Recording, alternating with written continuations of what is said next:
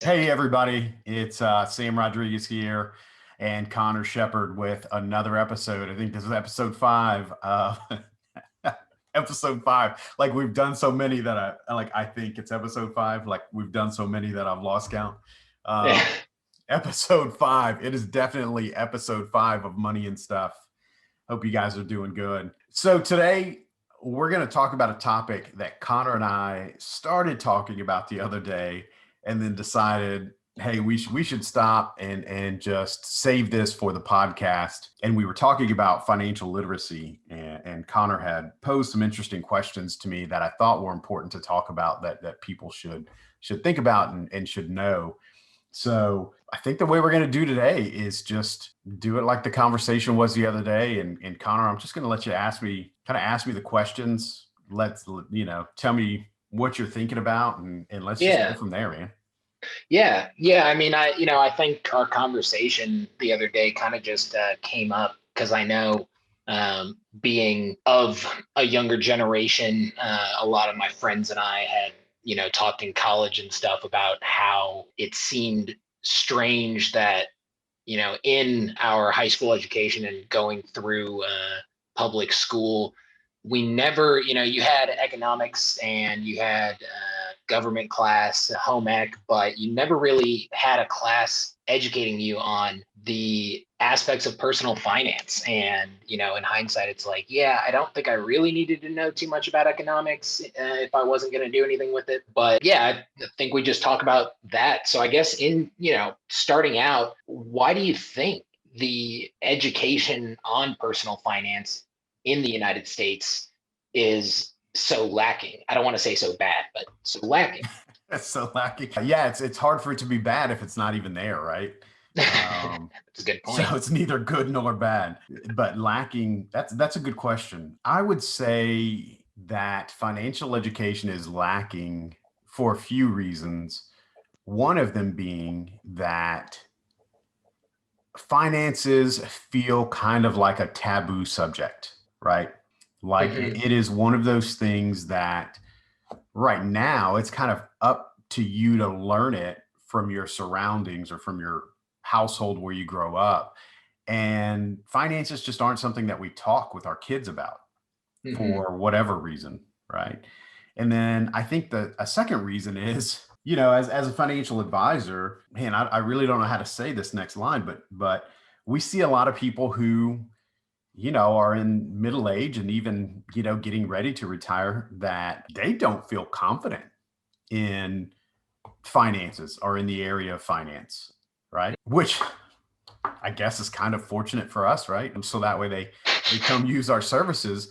But when you're not confident in something, you're definitely not going to try to teach it to someone else, right? So if I, as a parent, and am not sure what I'm doing financially, it's going to be tough for me to try to teach my kids what they should be doing, right? So I think those two things are pretty huge, right? Like it could be taught in school, I guess, but then we have to decide a lot of other things in terms of what the curriculum is and who teaches it and all of that stuff. But I think it's one of those things that for the most part, we have to learn from our environment. And that's one of the reasons you see the wealth gap growing, right? I think people who have done well and for themselves and feel confident because they've done well in personal finances are more ready to share their experiences and what they've learned with their children, right? And then their children get to build on that. And their children end up doing well for themselves because they were taught things that most other people are not taught. Again, going back to that confidence. If I've done well for myself, I've probably learned a few things along the way, and I'm willing to pass that knowledge on to my kids. But I think, I'm just on the other side of that, it goes in the exact opposite direction with people, like you said, who, maybe have, for lack of a better term, have just kind of been winging it with personal finance for 20, 30 years, or, even worse, they have picked up bad habits or made decisions that they viewed as smarter decisions or the correct decisions, the right way of doing it. and it isn't, but because they never knew otherwise, that's what they pass on to their kids. And so you end Yeah, up in, that's a really good point, man. Like, like being confident but not knowing what you're doing yeah, and passing bad knowledge on, right? Exacerbates the problem. yeah. So you Right. have, two sets of home education on it, sending it in completely opposite directions as far as, each generation, either it getting more refined in what they know and what they're learning and passing on, and in the other direction, a less advisable set of skills or a less advisable way of going about personal finance that they pass to their kids, and their kids, well, this is how my parents always did it, and just sort of extend that problem. Yeah, I think, and as parents, I think too, we need to be willing to go back and like remember things that we've shown or taught our kids and tell them like, hey, I was wrong, right? Because Mm-hmm. there are things that stick with you that your parents tell you that stay with you your whole life. Oh yeah. I remember like my mom used to wash dishes in this like in scalding hot water, right? Oh yeah. And then rinse them in scalding hot water. And I must have been like 6 or 7. And I asked my mom, like, hey, why do you use such hot water? Right. I was helping Yep. her and it hurt my hands, man. So I was like, why do we use such scalding hot water? And her answer has stuck with me so much that I use, if I ever hand wash anything, I use scalding hot water. Right. And as parents, we're busy, we have lots of things on our minds. And a kid who questions everything, I'm sure can wear you down. Oh I'm yeah. I'm sorry, mom. So on this day, right? I asked my mom, why do you wash dishes with such scalding hot water? And I think just to get me to stop asking questions, she said, because if you use something like because if you use cold water, or just because I don't know, because if we don't, I don't remember exactly, but the gist of it was because if we don't, the dishes smell funny. Interesting. Right. Interesting. I think I was about 36 years old when I was thinking about that. Like I was washing dishes in scalding hot water, and the Mhm. memory came up, and I was thinking about it. And at that time, my son was 6, and he was asking lots of questions. And he doesn't just ask questions; he challenges your answers. Even at a very young age, he did. And like when I think he was 4 or 5, and he asked me if he knew more than I did. So pretty confident in his knowledge set. so, so that got me thinking about asking my parents questions, and I remembered that interaction, and thought about how I answer my son, and I realized, oh my God, my mom just said this just to get me to stop asking questions, Yeah. and it's Yeah. stuck with me, Hmm. right? So as parents, when it comes to finance, we really have to be thoughtful in what we say, and what we teach when it Hmm. comes to money.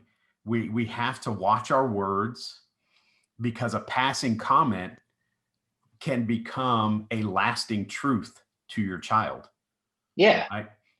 And then also we Absolutely. have to be careful what we show, Hmm. right? Our kids learn from our actions, right? If they see us frivolously spending, they'll think, okay, well, that's an okay habit, right? That's something okay to do. So, as parents, I think a lot of the responsibility falls on us to really show our kids. But, then there's that problem of, well, if financial literacy is already lacking in here in the United States, and it could be other places too. I don't know. I only live here, but if it's if it's lacking already here, and parents don't feel confident, then how do they change it, right? What do they start doing to teach these things Yeah. to kids? Yeah, definitely. Well, and just I am curious because I know when we were talking the other day, one of the things that we started getting into that really made me say, okay, let's put a pin in this because this is something I'd never thought about. But let's just touch on that idea of, okay, let's say we wanted to introduce financial literacy, prioritizing it in terms of like how we're going to teach kids. I'd always been of the opinion, hey, easy solution, put it in, public schools like any other, just 1 semester, 2 semester class, bing, bang, boom, you got an educated generation. That's And, right. That's right. and, I know when we were talking about that, we went through the positives of that, but you had an excellent, what I felt like was an excellent point as far as, well, it isn't necessarily a golden ticket solution. So Yeah, it comes with its own set of problems, right? I mean, first of all, the bureaucracy of getting it done and deciding how it's going to be done, who it gets taught to, what the curriculum is, all that kind of stuff, right? mm-hmm. But for me, my biggest hang up or worry in teaching it in schools is who are you going to get to teach it? Mm-hmm. Right? If we already feel like this is a problem in the United States, well, then how do you find someone who this isn't a problem for? Mm-hmm. Right. And even if this person comes across and sounds confident, well, how do you know that their principles in finance are secure? Right. So that's difficult, right? Because the person who is hiring the person to talk about these things needs to be proficient as well to know whether or not that person's proficient enough to teach. Mm-hmm. And this was really, my eyes opened up to this when my daughter was in school and she had a personal finance class, right? And this kind of goes back to the parents teaching it, right? So my wife at this time was also a financial advisor. And so we talked about finance quite a bit in our household openly, right? At home, sitting on the couch over the dinner table. And what we Mm-hmm. didn't realize was how much she was listening and how much she was learning and grasping, right? Mm-hmm. Because when she started taking this personal finance class in school, she was being taught things that were contrary to what she had learned at home, right? And some of her classmates were taking these things to heart and really believing, oh, this is what it is. My teacher is telling me this. My teacher Yeah. is teaching me this. So this is what it is, Well, right? it's like any other class. You have, you are a young, impressionable individual, and you have this figure of authority who, for all intents and purposes, you have no reason not to trust wholeheartedly, giving you all this advice. It would make sense that you just hear it all and say, cool, yeah, there, Yeah. I have no reason to think she's saying anything wrong. Right. And it depends on what level of finance that we want taught, Mm-hmm. right? As in the line of work we're in, we deal with hundreds of people, right? And these are well-educated people, right? These are smart people, but their level of financial knowledge, it's just not something that they're seeing at the high volume that we're seeing, Mm-hmm. right? And it's not to say that they couldn't get to this level of expertise, but they're experts in their own field. Mm-hmm. And you think about, they have seen a handful of situations. They've seen their Mm-hmm. own, they've seen their parents, maybe they know some of their friends' financial situation. So they have maybe a handful of experiences to form opinions on. But Mm-hmm. each one of those experiences are different. So maybe there are certain circumstances that they've only seen once, where we Yeah. have seen them hundreds of times to develop an overall opinion on what should be done in certain circumstances. Yeah. So how do you find someone that can truly teach at a more expert level? And Mm-hmm. there's, I think, like I said, that goes to, well, what exactly, what level do we want taught? I would say a really good solution if we were going to teach it in schools, and I really believe this for all subjects, is I really think my thought on this comes from a few different places. One, from how do we get more expertise and more real world expertise taught in schools? And then also from the place of we're seeing a change in retirement where I think people are hitting their apex of their careers a little bit earlier in life and ready to slow down sooner, but they're not really ready to quit working. So I think maybe there's also a good number of professionals from different areas of expertise, right? Finance, science, you name it, whatever. Yeah. Different fields of study, fields of work, whatever. Is the word I was looking for. You know, people in all these different fields that maybe they're ready to step away from what they're doing, but they don't want to completely stop working. And a lot of people are, would love for something to have a little bit more meaning, right? And I think a lot of people would find passing on the knowledge that they've gained to a younger generation, they'd find that very fulfilling. And I think finance, especially, is one of those areas. Like, I really enjoy teaching finance, right? It's one of the reasons, right, we started this podcast, one of the reasons that I do those weekly webinars, one of the reasons that, I've also always coached advisors. I really enjoy it, and I would be willing to do it, right? Like if I got to an age where, I was ready to slow down and didn't quite want to have the same workload that I have now. And not to say that teaching is an easy workload, right? Like both of my parents are teachers. It's not an easy workload, right? But more shift what I'm doing, right? Like I would love to do that. Yeah. I would love to pass on what I've learned, right? I'd love to pass on decades of experience. So, the issue, I guess, back to your question is who's going to teach it? Yeah. Right? Who are we going to trust to instill sound financial principles in our kids? Yeah. Right.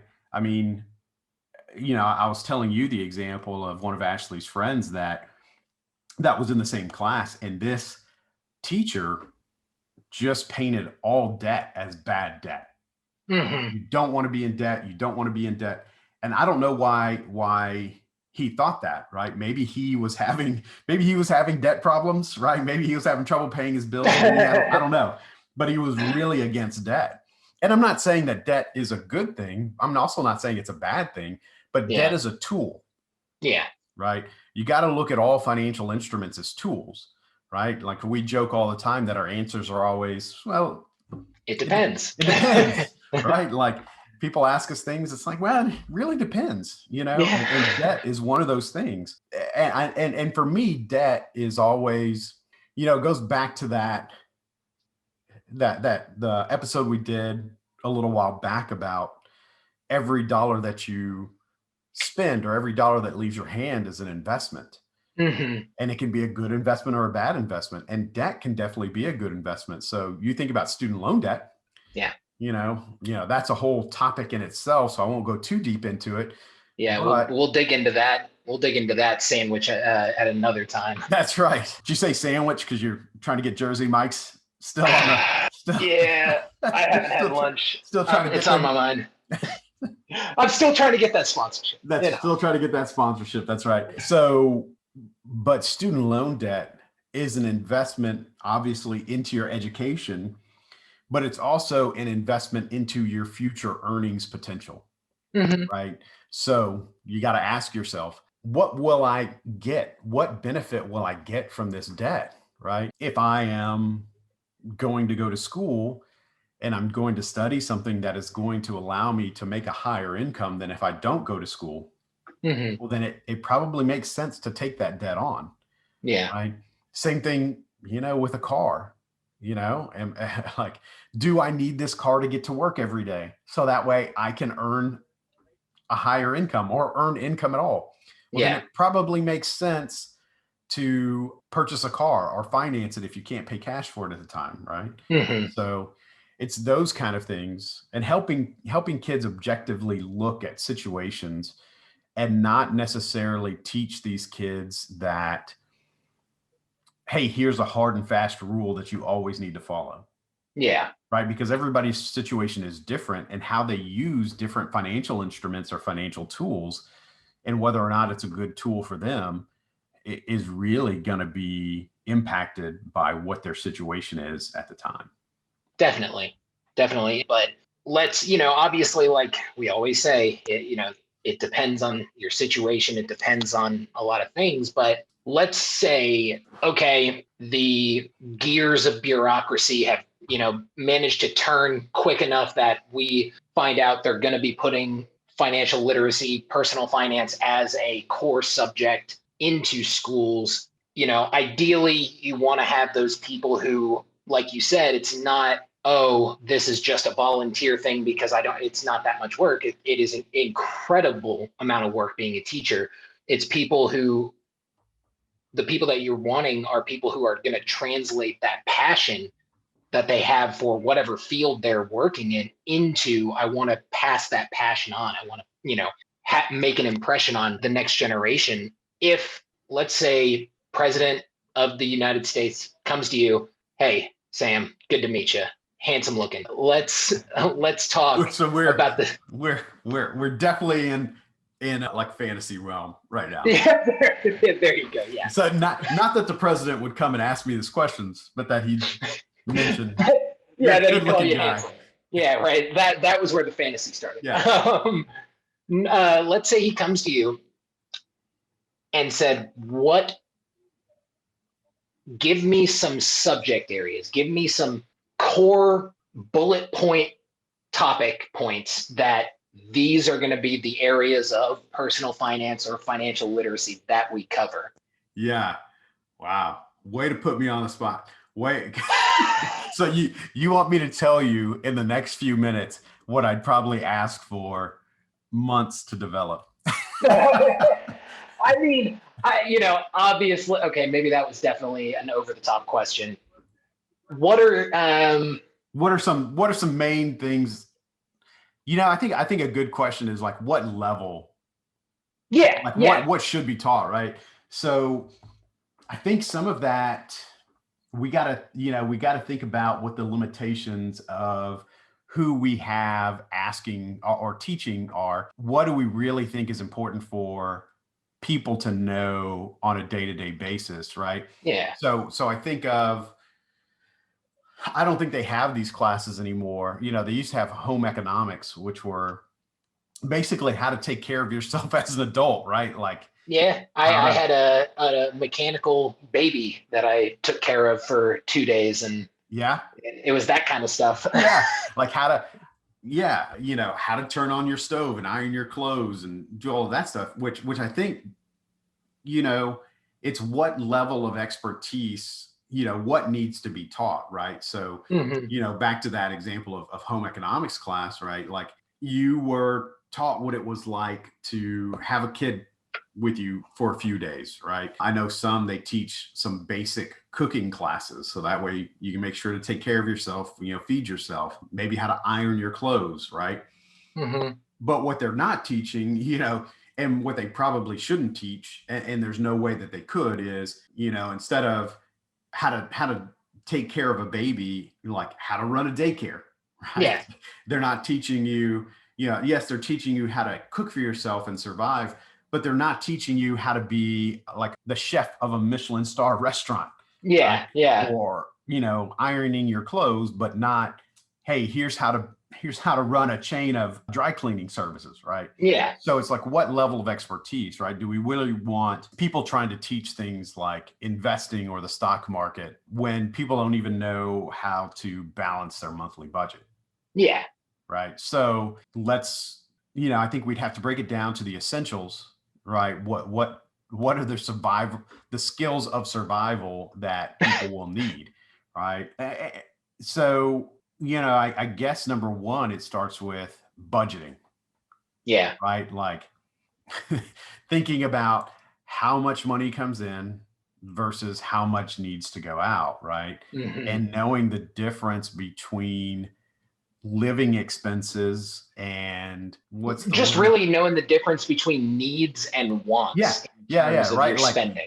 I have to eat. I have to have a place to sleep, right? Like I have to pay certain bills, and those things take priority over the wants, Yes. right? And knowing how to take certain amounts of money and say, no matter what, this always goes towards the needs, and then I figure out my wants, right? Yes. And and then I think it's also the concept of doing like a cost benefit analysis of your spending, right? So even when you go to your needs, looking at what your budget is for the month and saying, I know I need a place to live, but how do I get the most benefit out of where I do live, right? Like, what size apartment do I need to rent? Or what, of course, I'd love a penthouse apartment, right, that overlooks the city. But can I afford that? Or Yeah. do I even need it? Those types of things, right? And then also when you go to the other things, the cost benefit analysis of what exactly do I get out of this? So even if it is a bit of a want or something that you're not sure of, something that puts you into some debt that you're going to have to pay off over time, how to make decisions of, okay, if I spend this money, what is it that I get back for it? So again, back to the podcast from a few episodes ago, it's an investment. Yeah. How to think of their money as an investment and say, what am I really getting for what I'm spending, right? I think also understanding what net worth is, right? What equity is versus debt, and how debt can be used to actually build equity. Yeah. Right? I think people can get caught in the trap of just trying to pay debt off, so that way they can, that increases the balance sheet or the net worth. But if you can use debt to actually increase the equity, you can still increase your net worth. So I think net worth is an important concept to teach, because it can teach kids how to leverage what they have available to them. Yeah. Right. When you look at the biggest businesses that we have, most all of them have been able to grow to that size because they leverage debt to do so. Yeah. Right?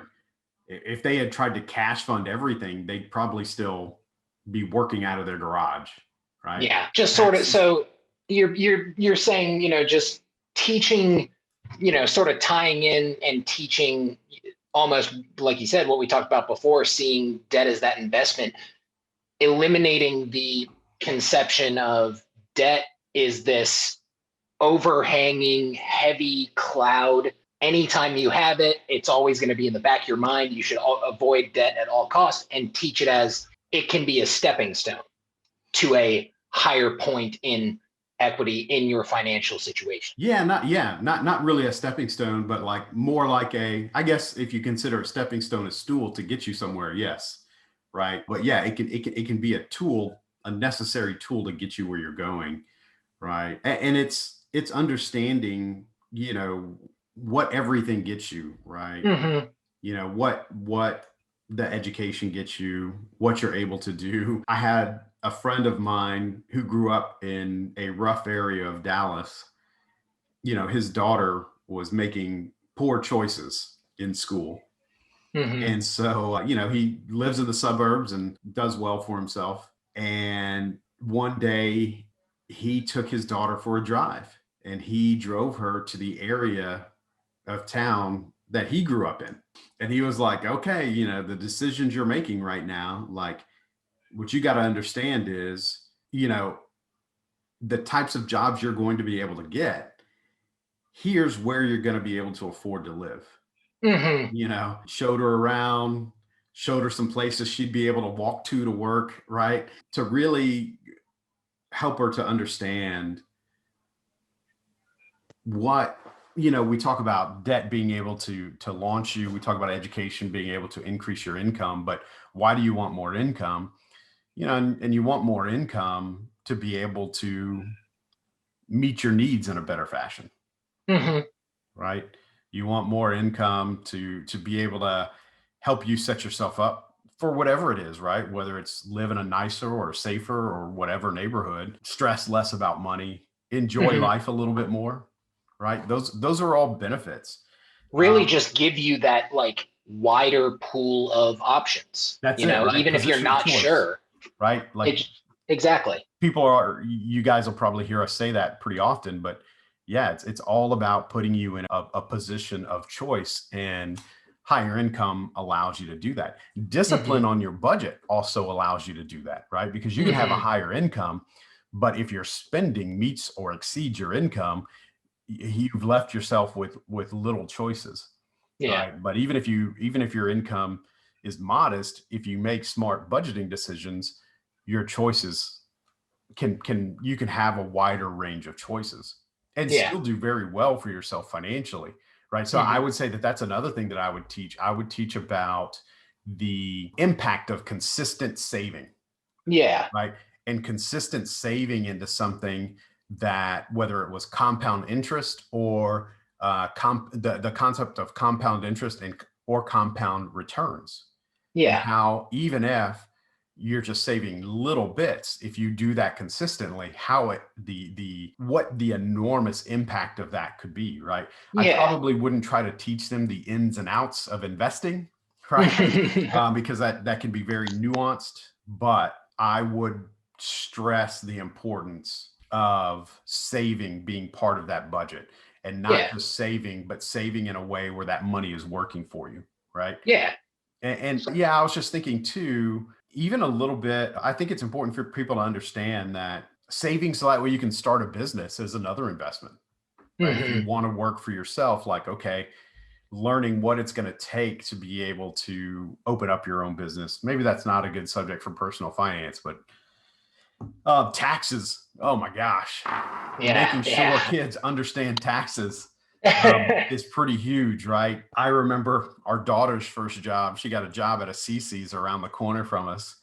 And her first paycheck, she was like, what the heck is this? Like, she was like, I thought I was going to have this amount of money and I only have this amount. Right.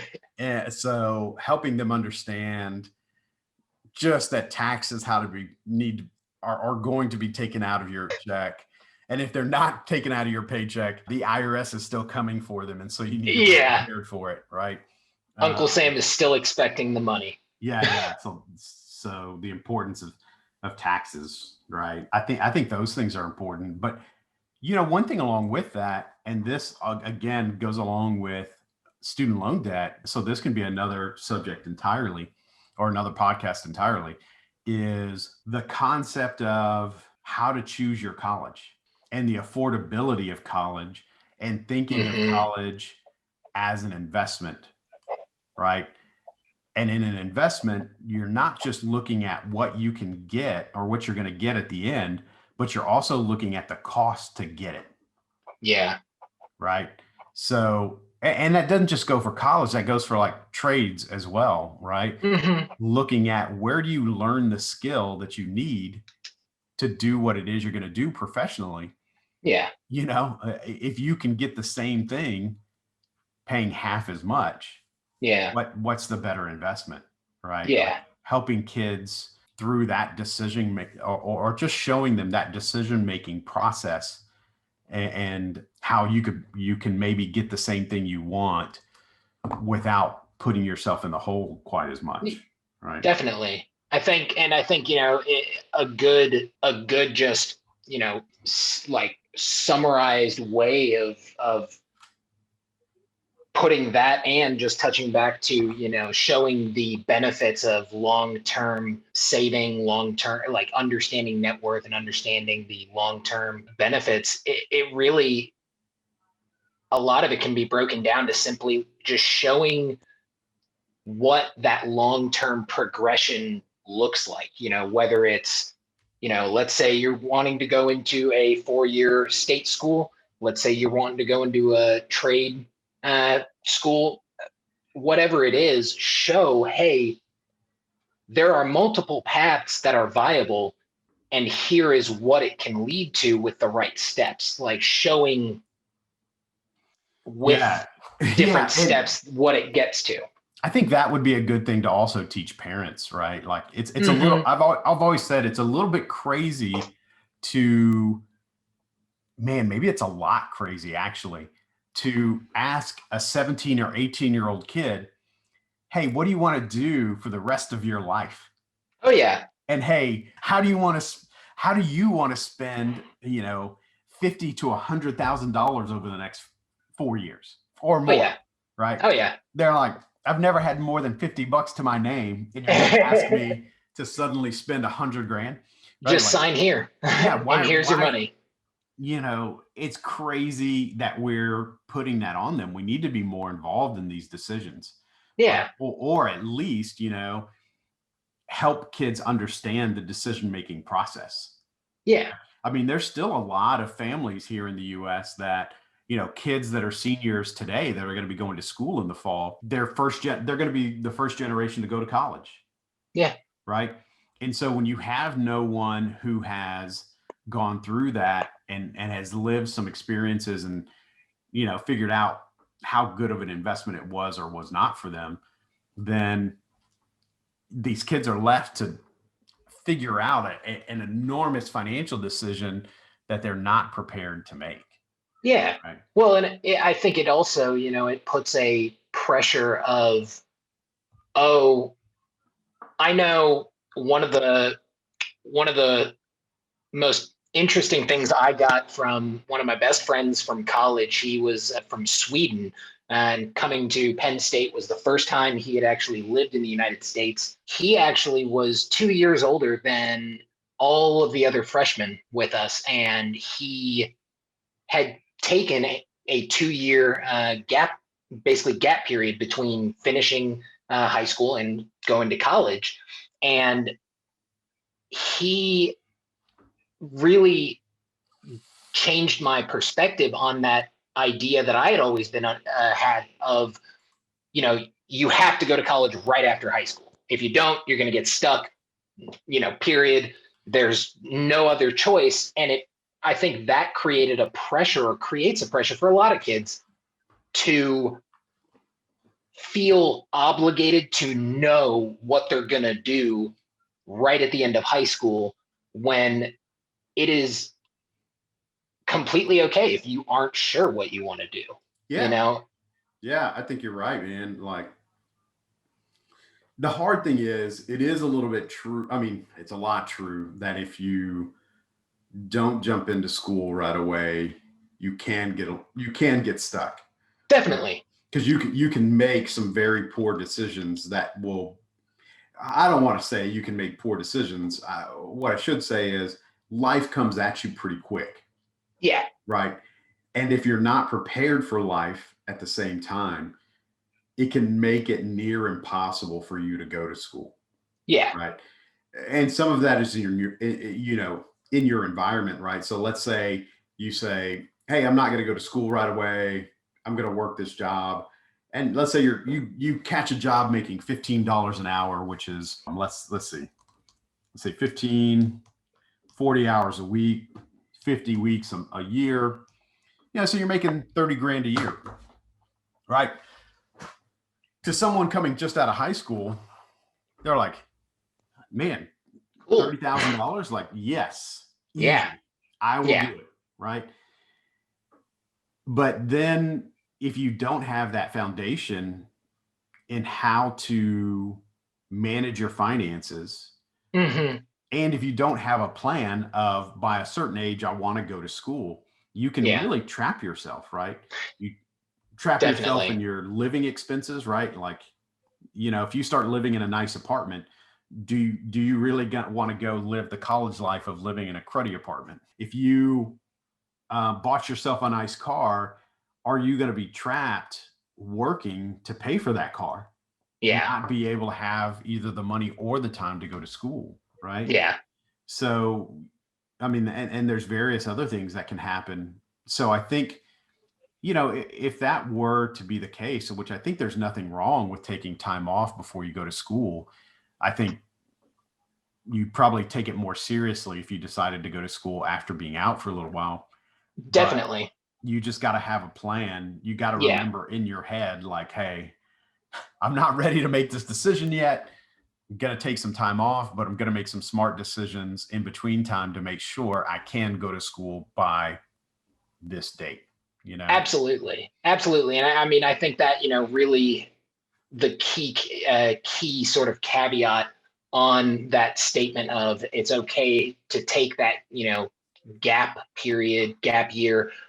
You really have to understand when you say, okay, this is a gap year, it is with the outlook and understanding going in of this is just temporary. This is simply an opportunity for me to decide really what I want from that higher education, not just writing it off as, okay, well now, that college degree or, whatever it is, it's now kind of become optional, not viewing it in that light, but much more, this is a chance for me to really figure out what I want from a career, what I want from that, whatever I major in. Right. Which also goes to deciding if you even should go to school. Yeah. To your point earlier of people feeling like they need to go from high school straight to college, not only is it, there's nothing wrong with going, waiting a little while before you go to school, but how many people do you know started going to school and then quit and never went back? And it's not just that, for some of these people, yes, life happened to them and they're, didn't go back to school, but they wish they could. But some of these people never went back because what they decided to do didn't require it. Yeah. Right.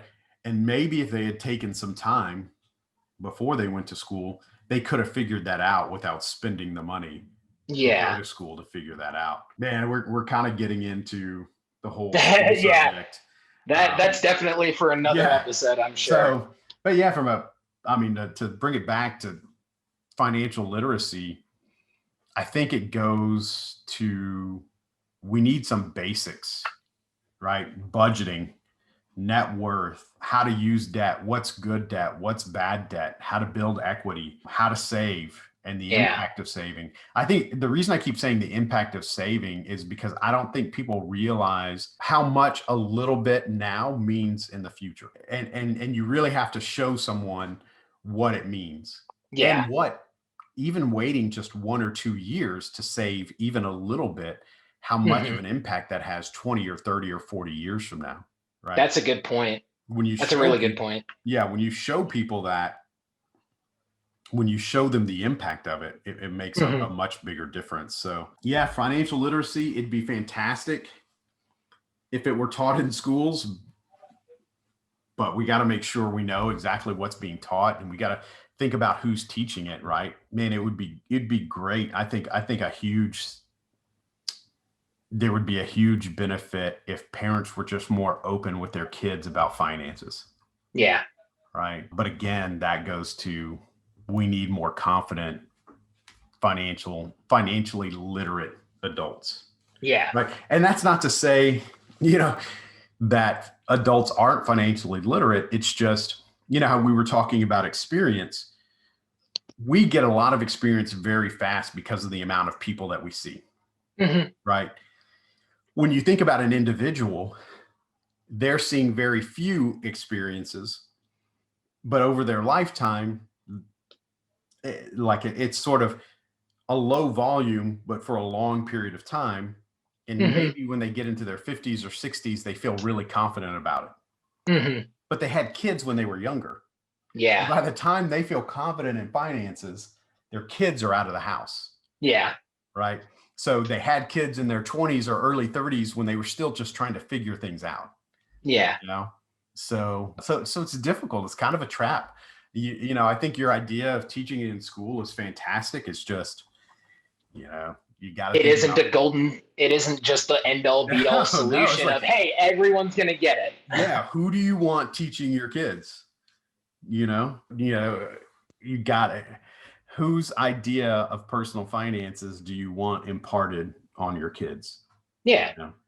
And I think it's a subject area, that just like a lot of subjects that aren't based in hard, real time fact and, data. It is easy. It is one of those subjects where it's easy for individual bias and individual opinion to influence the way someone teaches it, the way they frame the information. So I think it Yeah, is more complex than just, hey, here is how it works. Go out right. there and save money. Right. It's not like teaching math, right? Mhm. Like there's no personal opinions in math.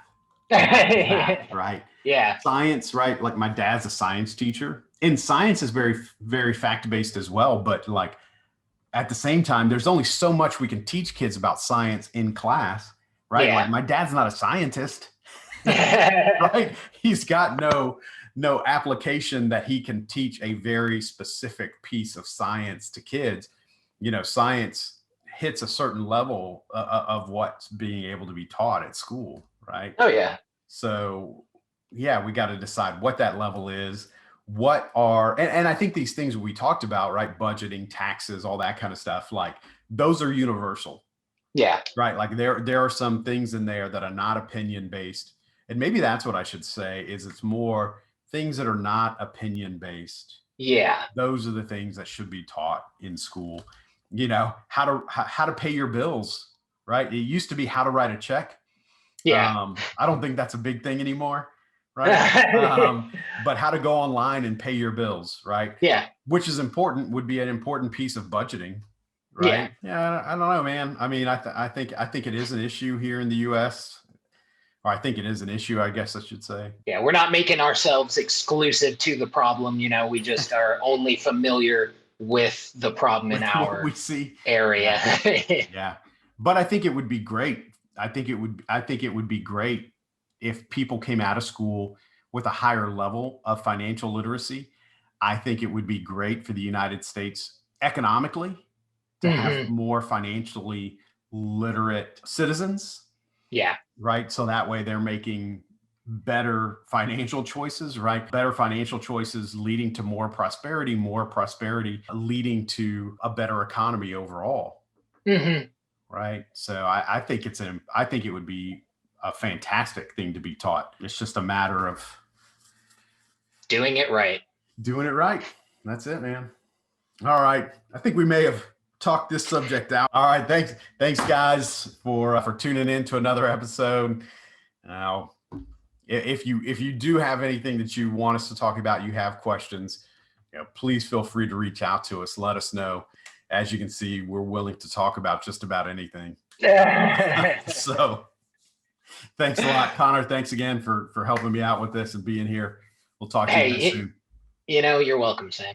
Securities offered through LPL Financial, member FINRA/SIPC. Investment advice offered through Foundation Wealth Partners, a DBA of Advisor Resource Council, a registered investment advisor.